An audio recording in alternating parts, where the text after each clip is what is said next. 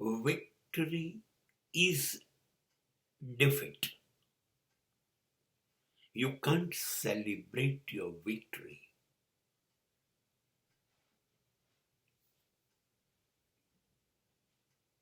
વિજય જીત ની ઉજવણી બંધ કરો.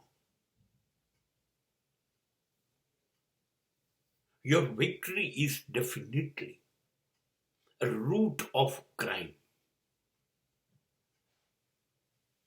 When you are winning, somebody is defeating.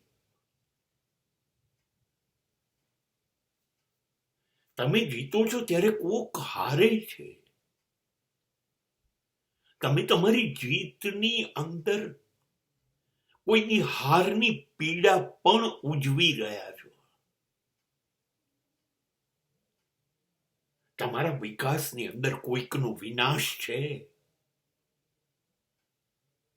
તમારા હાસ્યની પાછળ પરાજિત લોકોનું રુદન છે, આંસુઓ પણ છે. તમારો વિજય માત્ર તમારી આબાદીની વાત નથી કહેતું. કેટલા બધા લોકોની બરબાદીની વાત પણ છે, છુપાયેલી છે. તમારે વિજયના આનંદમાં જોવી નથી. તમારામાં જે વિજયનું જે પાગલપન છે, એ પાગલપન અન્યને બરબાદ કરવાનું પાગલપન છે.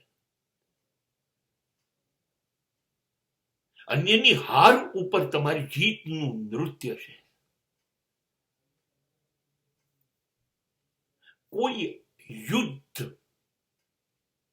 કોઈ પણ લડાઈ ક્યારેય કલ્યાણમય હોતી નથી. There will not be any welfare of the society. You're going to ruin the mankind. તમને ખબર છે યુદ્ધની અંદર તમે કેટલા બધા લાખો હજારો સૈનિકોને મારી નાખી? કેટલા લોકોનું જીવન તમે લઈ લીધું? એ સૈનિકોની પત્નીનું વિચાર્યું? જે સામે યોદ્ધાઓ મરી ગયા, એના બાળકો અનાથ થઈ ગયા, એના માતા પિતા અનાથ થઈ ગયા, એની પત્નીઓ વિધવા થઈ ગઈ, આ વિચાર્યું?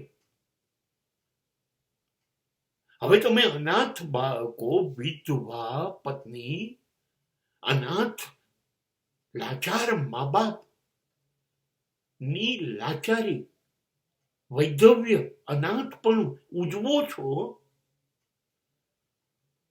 વિજયોત્સવના નામે.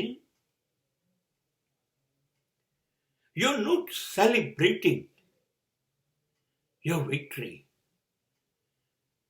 તમે બીજા લોકોની બરબાદી ઉજવી રહ્યા છો. અને કોણ કાયમી જીત્યું છે?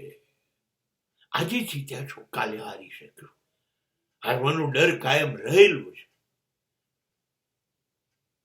અને સતત જીતેલા માણસો નું સ્થાન ક્યાં છે ખબર છે? કબ્રસ્તાનમાં.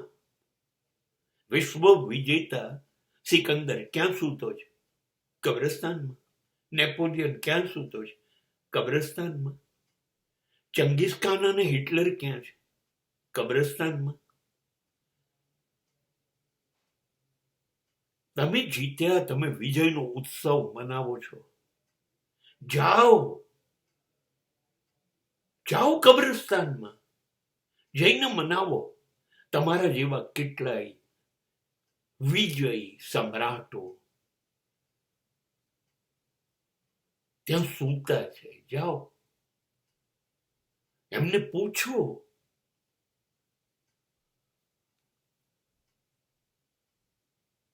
આખી દુનિયા પર વિજય મેળવ્યા પછી શું રહ્યું એમની સાથે?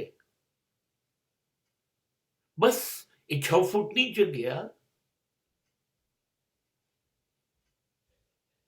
માટીમાં માટી પડી ગઈ.